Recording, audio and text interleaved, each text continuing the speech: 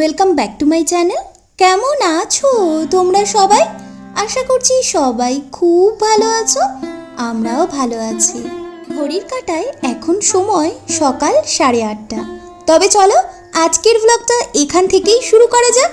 আশা করছি আজকের ব্লগটা দেখতে তোমাদের ভীষণ ভালো লাগবে। ঘুম থেকে উঠেছি ওই 1 ঘন্টা হতে গেল। তবে জানো, আগের মতো না বাসি কাজকর্ম নিয়ে এখন আর মাথায় অতটা হেডেক থাকে না। রাত্রিবেলা করে যেহেতু খাওয়া দাওয়ার পরে সমস্ত বাসন টাসন মেজে রেখে দিচ্ছি, ওই জন্যই সকালবেলা উঠে মাথাটা কেমন জানি ফ্রেশ থাকছে। তবে বলতে পারো এই সব কিছুই হয়েছে ওই সকাল সকাল উঠে ট্যাঙ্কির ঠান্ডা জলে বাসন মাজার ভয়ের চোটে। হ্যাঁ, এই ঠান্ডা জলের ভয়েই আমি রাত্রিবেলা করে সব বাসন ধুয়ে রেখে দিচ্ছি। এতে করে বেশ ভালোই হচ্ছে জানো, দিনের অনেকখানি কাজ যেন মনে হচ্ছে এগিয়েই রেখে দিচ্ছে আগের দিন। যাই হোক, তারপরে এই যে ঘর দোরের সামনে একটুখানি জল দিয়ে ঘরগুলো ঝাড় দিয়ে চলে এসেছি চা বসাতে। চাটা যতক্ষণ পর্যন্ত না খাওয়া হয় ততক্ষণ পর্যন্ত দেখি কারোরই কোনো যেন ঘুমের রেশ কাটে না।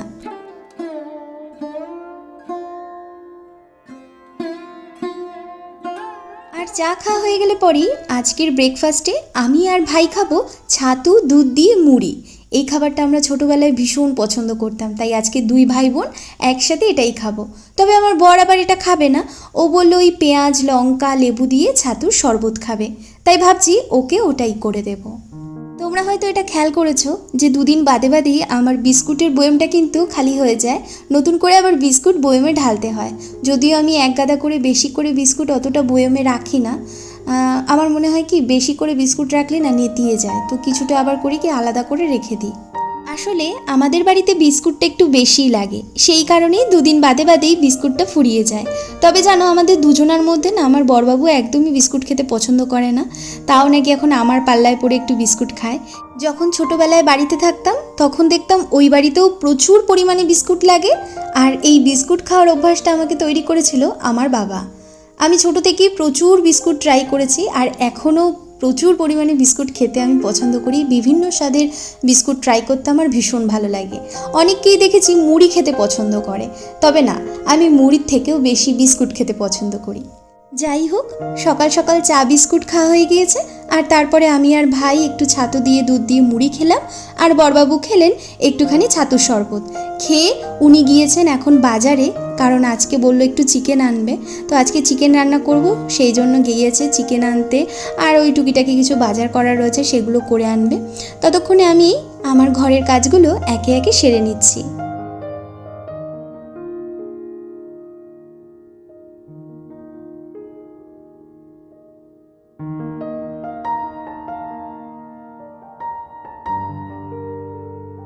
সংসারে যতই কাজের চাপ থাকুক না কেন, যতই ব্যস্ততা থাকুক না কেন, দিনের মধ্যে অন্তত 2 থেকে 3 বার আমি এই 2টো পুতুলকে, যাদেরকে আমার খাটে একদম মাথার পাশে রেখে দিই, তাদেরকে আমি ধরি, আর ধরে ধরে একটুখানি আদর করি, জামা কাপড় ঠিক করে দিই।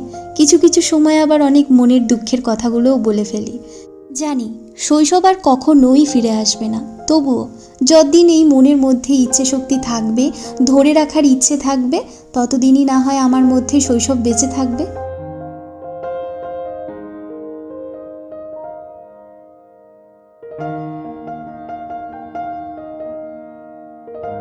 প্রতিটা দিনই সকালবেলা ভাই যখন ঘুম থেকে উঠে যায়, তারপরে ওর বিছানাটা গুছিয়ে যখন আবার সোফাটাকে এরকমভাবে তুলে রাখা হয়, তখন ভাই আমাকে আর ওর দাদাকে দেখে বলে যে তোরা পারিস, প্রতিদিন সকালবেলা উঠে এই একটা কাজ করছিস, ভারী কাজ, তোদের কতটা এনার্জি নষ্ট হয়ে যাচ্ছে, তোদের কষ্ট হয় না?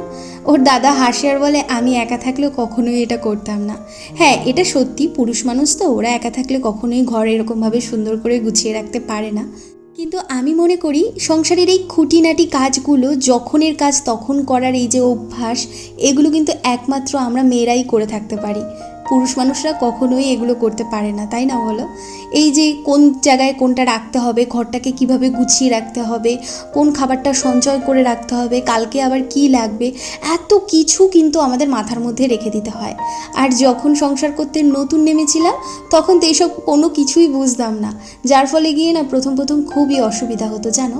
তবে হ্যাঁ, অনেকখানি ইচ্ছে শক্তি, পরিশ্রম আর সামান্য একটু ভালোবাসা দিয়েই এই সংসারের হালটা খুবই অল্প সময়ের মধ্যে আমি কিন্তু ধরে ফেলেছি।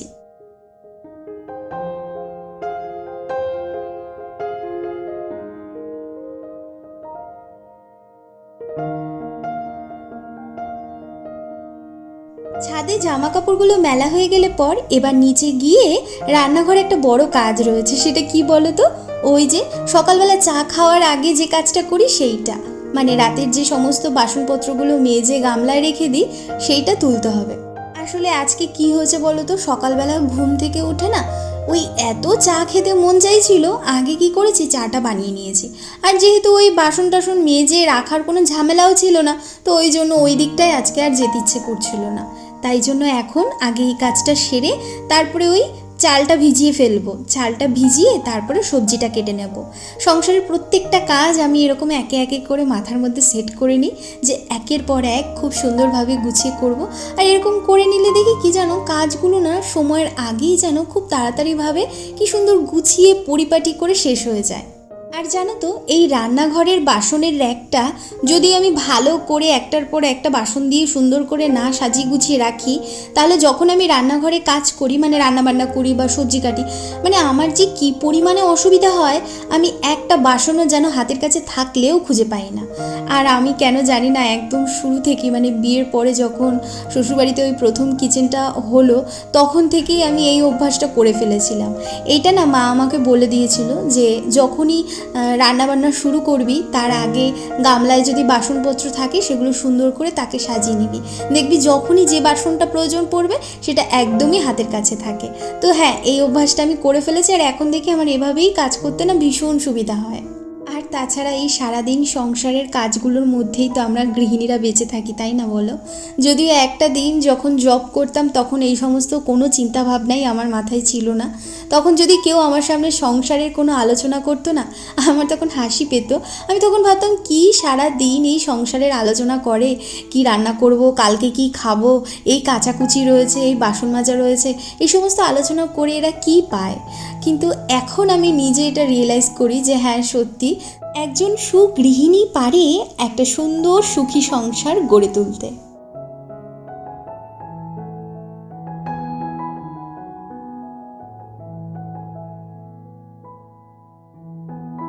আগের দিনের ভ্লগে মৌসুমী দাস কমেন্ট করে লিখেছে, এগিয়ে যাও, ভ্লগগুলো খুব ভালো। অসংখ্য ধন্যবাদ তোমাকে, কারণ এত সুন্দর একটা কমেন্ট করার জন্য। আসলে সারাদিনের পরিশ্রমের পর যখন আমি ভ্লগটা আপলোড দিয়ে দেই, তখন না মনে হয় হ্যাঁ আজকের দিনটা আমি জয় করে ফেলেছি। আর তারপরে যখন ভিডিও আপলোড করার পর এত সুন্দর সুন্দর কমেন্ট পাই, তখন তো সত্যি বলছি আমি যেন ধন্য হয়ে যাই। আজকে এদিকে আমি বড় কড়াইটাই নামিয়ে নিয়েছি। আজকে এই কড়াইটাতেই রান্না করব। ভেবেছিলাম প্রতিদিন যেই কড়াইটায় রান্না করি ওটাতেই চিকেনটা হয়ে যাবে, কিন্তু দেখলাম না, উনি বাজার থেকে আজকে বেশ খানিকটা চিকেন নিয়ে এসেছে। তো ঝোল দিয়ে যদি ওই কড়াইটায় করতে যাই তাহলে হবে না। আর একটু ঝোল না দিলে 3টে মানুষের দুবেলা খাওয়া দাওয়া কী করে হবে বলো? তাই সব কথা ভেবে অবশেষে এই কড়াইটাই নামিয়ে নিয়েছি। এই কড়াইটা না মানে বেশ ভালো, কিন্তু কি হয়েছে বলো তো, ওই যেহেতু তুলে রাখা হয়েছিল তাই মাঝখানে না একটা দাগ হয়ে গিয়েছে। ইচ্ছা আছে এটাকে চেঞ্জ করে একটা অন্য কড়াই নিয়ে আসবো। আর এদিকে এখন আজকে যেহেতু চিকেন রান্না হবে, তো সেই জন্য মশলাগুলো রেডি করছি, মানে সব যা যা মশলা লাগবে সেগুলো এখন ভিজিয়ে দেব। আমি প্রতিটা সময় এরকম করি, মানে প্রতিদিন রান্নার আগে বেশ খানিকটা সময় আগে চাল ডাল রান্না করলে ডাল, তারপরে তরকারির জন্য যে মশলাটা সেগুলো সব আমি আগে থেকেই ভিজিয়ে রেখে দিই, তাতে করে মশলাটা ভীষণ সুন্দর মিহি হয়। আর রান্নায় তরকারিতে যদি মশলা মিহি না হয়, তরকারিটা না কেমন একটা লাগে, আমার তো ভালো লাগে না।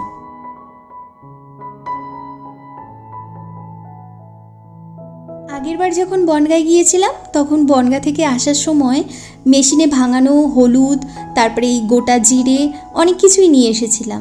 এগুলো না ওখানে বেশ ভালো পাওয়া যায়, আর এখানের থেকে দেখি কম দামে পাওয়া যায়। আর তাছাড়া কি বলো তো, ওই হয় না মানে একটা জায়গার ওপর একটা টান থাকে না, এই সমস্ত জিনিসগুলো যখন নিয়ে আসি আর প্রতিদিন ব্যবহার করি, বেশ মনেও পড়ে, ভালোও লাগে নিজের কাছে।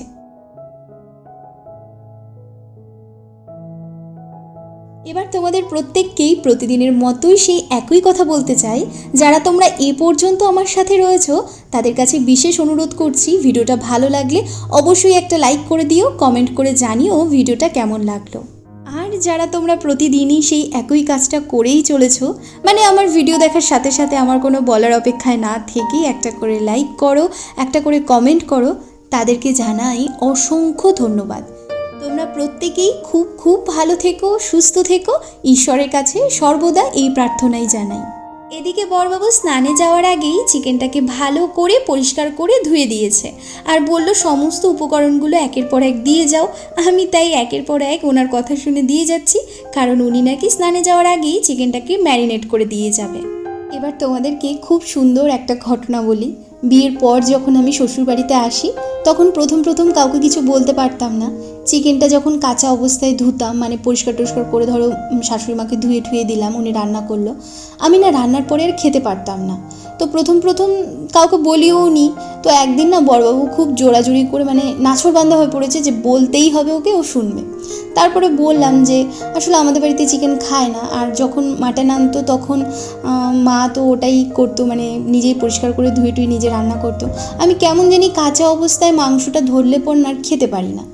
তারপর থেকে সব সময় ওনার যদি দিনে 3টের বেশি মিটিংও থাকে, এতটা কাজের প্রেশার থাকার পরেও উনি কী করে, চিকেন আনলেই আগে ধুয়ে ম্যারিনেট করে দিয়ে তারপরে যায়।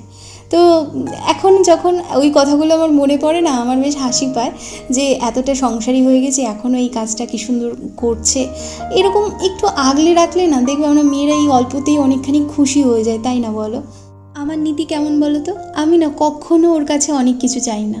আমি এই ছোটো ছোটো অল্প অল্প চাওয়া পাওয়াগুলোতে অনেকখানি খুশি হয়ে যাই। ও যখন আমার এতটা কেয়ার করে, মানে এই কেয়ারটাতেই আমার তখন সেই পুরনো দিনের কথাটা মনে পড়ে, আমি অনেকখানি খুশি হয়ে যাই, আমার খুব ভালো লাগে।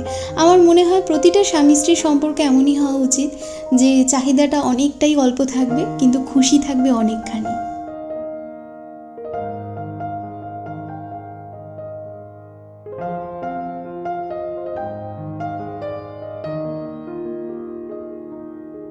ওদিকে দুটো ওভেনই চলছে, একটায় মাংস রয়েছে আর একটায় ভাত বসিয়ে দিয়ে এসেছি। ব্যাস, ওদিকে ওদের মতো ওরা টুকটুক করে হতে থাকুক, আর আমি চলে এসেছি ঘরটা মুছে নিতে। প্রতিদিনই না রান্নার ফাঁকে ফাঁকে এরকমভাবে ঘরটা মুছে নিই, কারণ কি বলো তো, ওই সকালবেলা যদি রান্নার আগে ঘরটা মুছে নেওয়া হয় না, তাহলে কি হয়, অনেকখানি দেরি হয়ে যায় রান্নার এদিকে আসতে আসতে। আসলে তখন মনে হয় কি যে ঘরটা তো মোছা হয়েই গিয়েছে, এদিকে সকালের সমস্ত কাজকর্ম হয়ে গিয়েছে, এবার তো রান্নাটা বাকি রয়েছে, তাহলে আগে স্নানটা সেরে পুজো দিয়ে একবারে রান্না করতে যাব। আর যেদিনই এমনটা করি সেদিনই খেতে দেরি হয়ে যায়। আর দুপুরবেলা যদি খেতে দেরি হয়ে যায় না, আমার বড়বাবু আমাকে ভীষণ বকাবকি করে, জানো তো। আসলে কি বলো তো, ওর না ছোটোবেলা থেকে ওই 2টো থেকে 2:30টার মধ্যে খাওয়া দাওয়া করে নেওয়ার একটা অভ্যাস রয়েছে। তো সেই কারণে যেই দেখে 3:30 বেজে গিয়েছে, মানে 3টের থেকে কাটা পেরিয়ে গেলে আমাকে ভীষণ বকাবকি করবে। ওই জন্য আমি কি করি বলো তো, মানে মশলার কেসটা যেই রান্নাঘরে হয়ে যায়, মানে তেল উড়াউড়ির ব্যাপারগুলো হয়ে যায়, তারপরে আমি কি করি, জল ঠল দিয়ে ঝোলটা যেই বসিয়ে দিই তখন চলে আসি ঘরটা মুছতে। তাহলে কি হয়, আমার ঘরে ওই তেল চিটচিটে ব্যাপারটাও আর হয় না। আসলে কি বলো তো, আমার না কেমন একটা লাগে, ওই তেল পায়ের তলায় যদি বাদে বা বালি বালি লাগে, আমার যে কী বিরক্ত লাগে। আচ্ছা, এদিকে কিন্তু আমার রান্নাবান্নার সবটাই কমপ্লিট। তবে জানো আজকে চিকেনটাই কি করেছি, নামানোর আগে একটু ধনেপাতা কুচি দিয়েছি। শীতকাল বলে কথা, একটু না দিলে হয় বলো?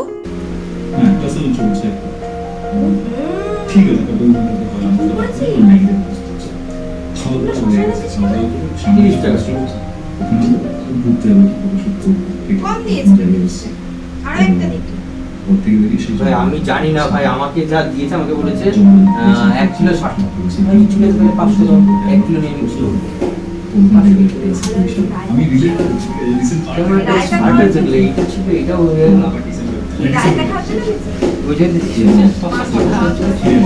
মাংস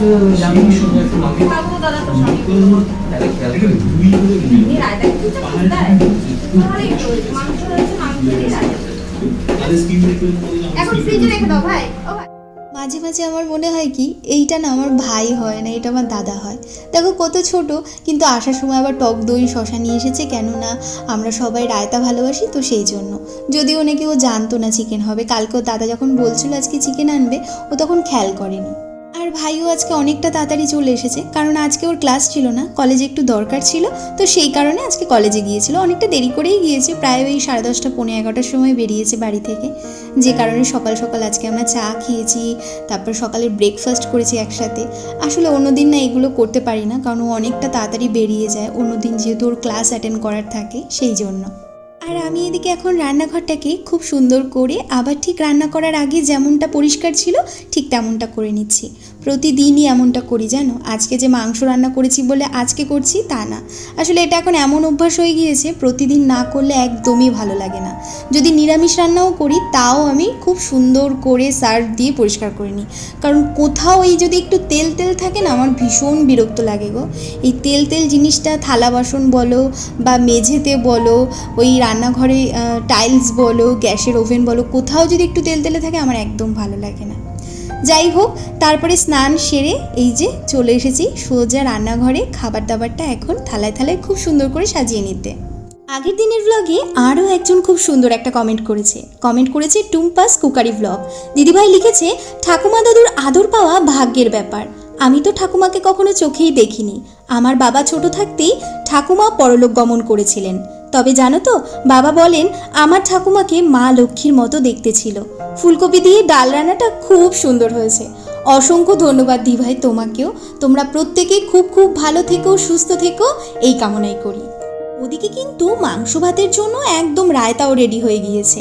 শীতের দুপুরে যদি এরকম গরম গরম মাংসের ঝোল ভাত থাকে, আবার সাথে থাকে একটু রায়তা, তাহলে আর কি লাগে বলো। যাই হোক, তবে চলো এবার তাহলে আমরা খাওয়া দাওয়া করে নিই, আর খাওয়া দাওয়া করে একটুখানি বিশ্রাম নেব, তারপরে যে যার কাজে বসে পড়ি, ঠিক আছে? তবে চলো আজকের মতো তোমাদেরকে এখানেই বিদায় জানাচ্ছি। তোমাদের সকলের সাথে দেখা হচ্ছে পরবর্তী ব্লগে। ততক্ষণের জন্য তোমাদের সবাইকে টাটা।